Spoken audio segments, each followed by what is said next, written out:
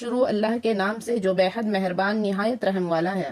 بے شک ہم نے دی تجھ کو کوثر، سو نماز پڑھ اپنے رب کے آگے اور قربانی کر۔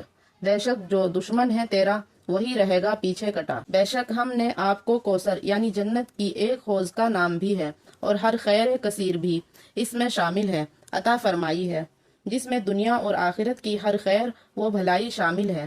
دنیا میں دین اسلام کی بقا اور ترقی اور آخرت میں جنت کے درجات اعلیٰ سب داخل ہیں۔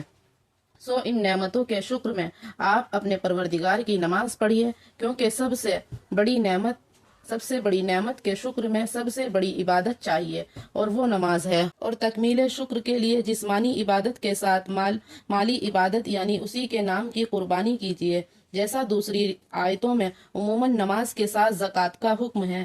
اس میں زکوٰۃ کے بجائے قربانی کا ذکر شاید اس لیے اختیار کیا گیا کہ قربانی میں مال عبادت ہونے کے علاوہ مشرکین اور مشرکانہ رسوم کی علمی مخالفت بھی ہے، کیونکہ مشرکین بتوں کے نام کی قربانی کیا کرتے تھے۔ آگے آن حضرت صلی اللہ علیہ وسلم کے صاحبزادے قاسم کی بچپن میں وفات پر بعض مشرکین نے جو یہ طعنہ دیا تھا کہ ان کی نسل نہ چلے گی اور ان کے دین کا سلسلہ جلد ختم ہو جائے گا، اس کا جواب یہ ہے کہ آپ بفضل تعالیٰ بے نام و نشان نہیں ہیں، بلکہ بالیقین آپ کا دشمن ہی بے نام اور نشان ہے، خواہ ظاہری نسل اس دشمن کی چلے یا نہ چلے، لیکن دنیا میں اس کا ذکر خیر باقی نہیں رہے گا، بخلاف آپ کے کہ آپ کی امت اور آپ کی یاد نیک نامی محبت و اعتقاد کے ساتھ باقی رہے گی۔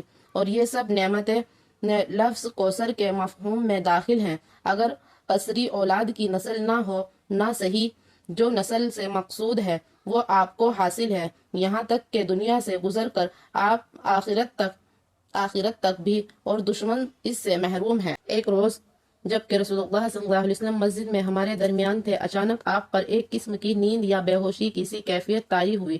پھر ہنستے ہوئے آپ نے سر مبارک اٹھایا۔ ہم نے پوچھا، یا رسول اللہ صلی اللہ علیہ وسلم آپ کے ہنسنے کا سبب کیا ہے؟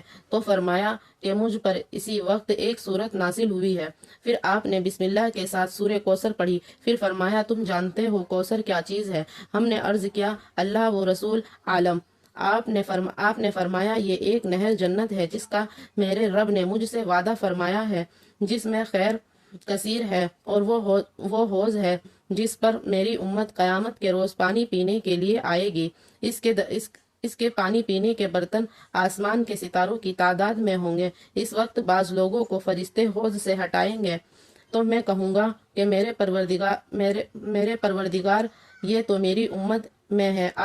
اللہ تعالیٰ فرمائے گا کہ آپ نہیں جانتے کہ اس نے آپ کے بعد کیا نیا دین اختیار کیا۔ اللہ تعالیٰ ہمیں دین پر ثابت قدم رہنے والا بنائے، آمین ثم آمین۔